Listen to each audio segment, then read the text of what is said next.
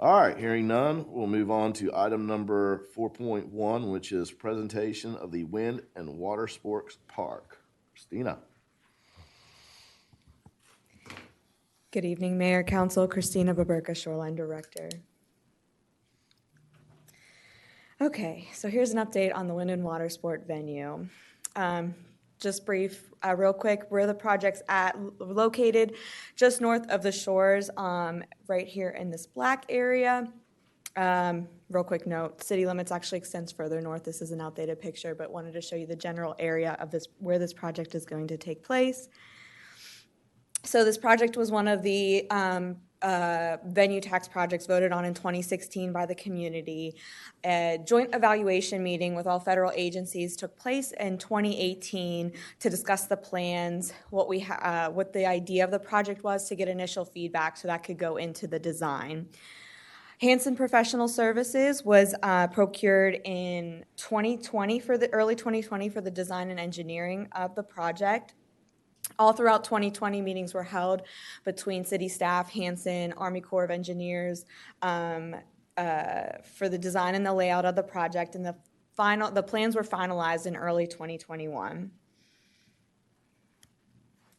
Those plans are right here. These are the original plans where you had a driveway where a gate would be a keypad.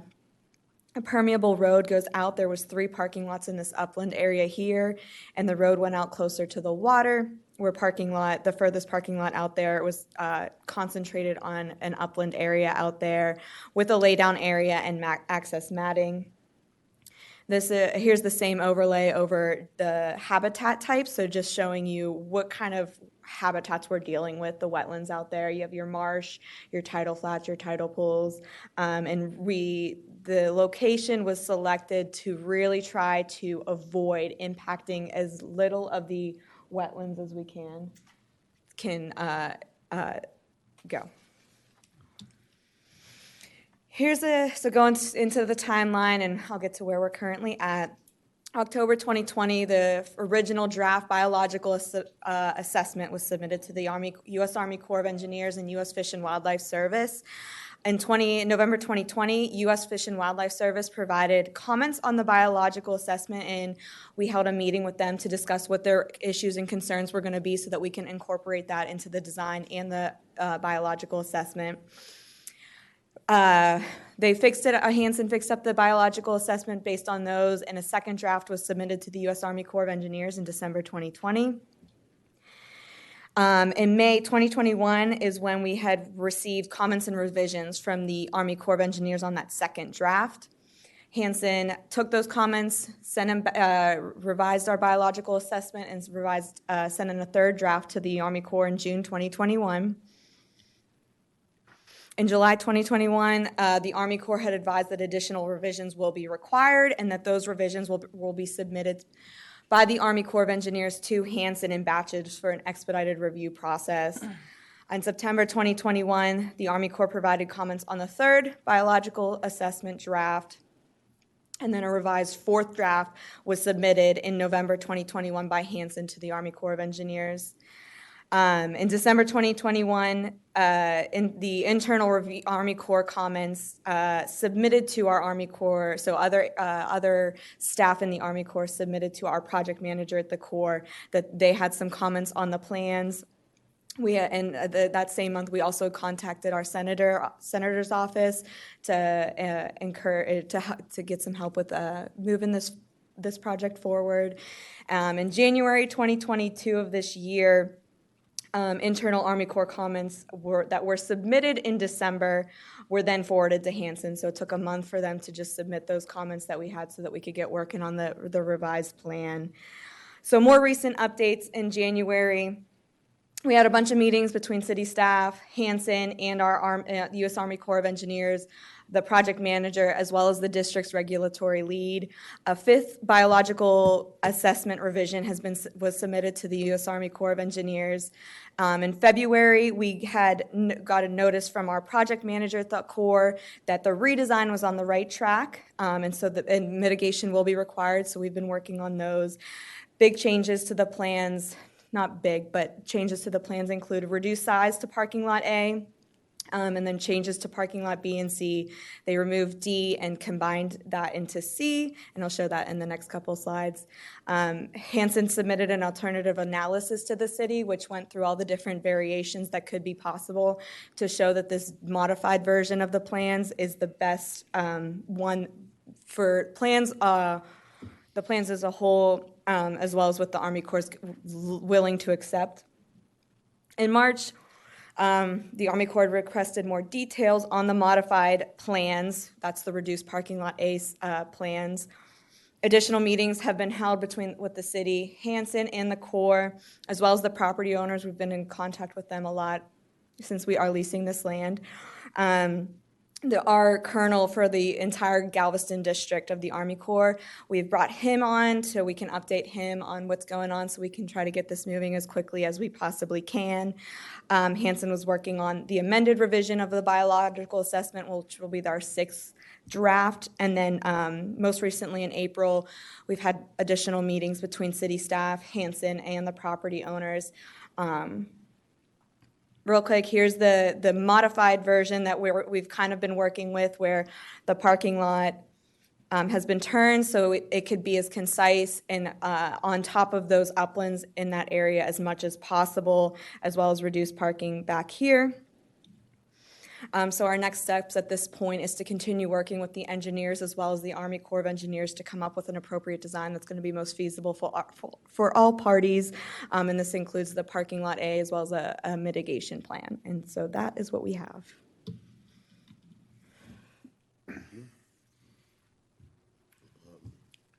Sir, do you have any questions, or if you? Well, I'm sort of stunned by how slow things are going, but, my name is David Carlson, and I'm a longtime kiter and temporary resident in South Padre for about the last 20 years. And I did that little video overview that maybe some of you saw on the website, where I flew my drone out and laid down for the public, basically, our group of interested people, how the layout would go. So I've done a little bit of stuff here, and I've met with Ms. Boberka a couple of times, and I want to extend my sympathies to everyone involved, because I thought that this was just ludicrous how long it was taking to get these things done, until I see that Elon Musk is having a hard time getting permission from the FAA to launch a rocket, which has much more impact on the economy of Southern Texas than this probably does. I'm glad that you're continuing, and Ms. Boberka is continuing to press ahead on this, because I think a lot of people in the kiteboarding community believe that nothing's happening. I think this was a very nice presentation, very well done, and as a person who's interested, I think, sort of my hats are off to you, and I hope you continue. Is there any issue with the amount of money that's being expended in these studies? Are you going to have enough money to actually build this thing when the time comes? We have the funding in place. We're ready to go. We're shovel ready. There's a lot of red tape with the Army Corps and Fish and Wildlife. Well, we haven't gotten to Fish and Wildlife yet. And as you've seen, what's been going on with SpaceX and their issues, and then the Army Corps has withdrawn their permit application. I mean, there's a lot of, it's amazing the amount of circular conversation, and there's been a lot of time for several of our council members spent on this, and we are just as shocked as you are. And I can tell you that if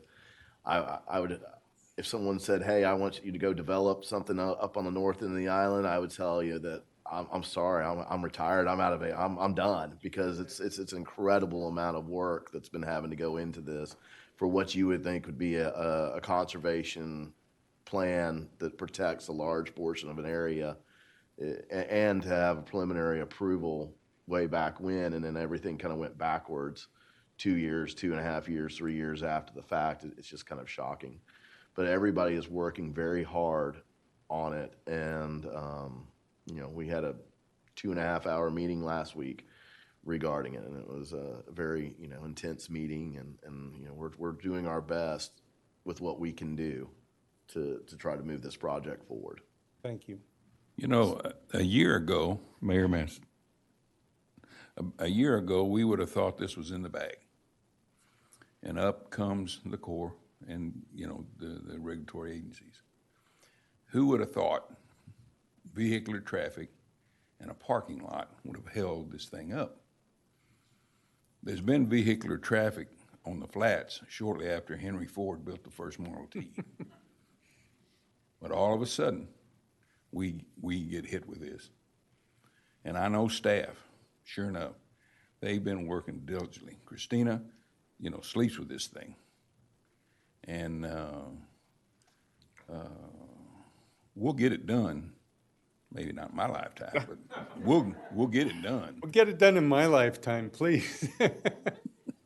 But I can assure you, somebody's been around here for 6 decades.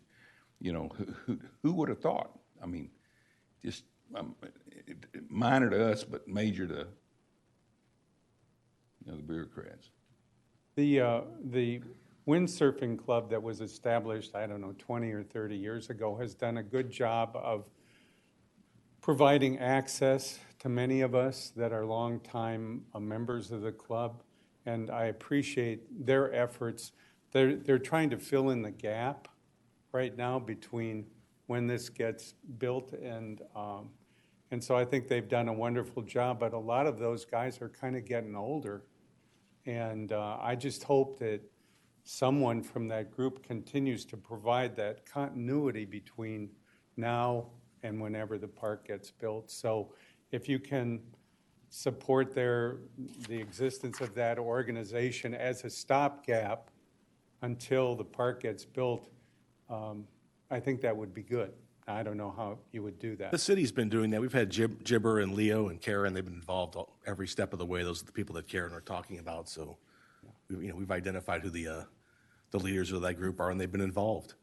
And if you send me an email to my city email address, I'll be happy to share some emails with the Corps of Engineers you can write your letter to and explain to them your concerns. I contacted. Pretty disgusted with the process because Christina's been working really hard on this, and she didn't submit once, not twice, not 3 times, not 4, but she's on her 5th one. And it's been an arduous, pride-swallowing siege at the watching the pace that the Corps has been working on this with, and it's almost like they want to kill the project.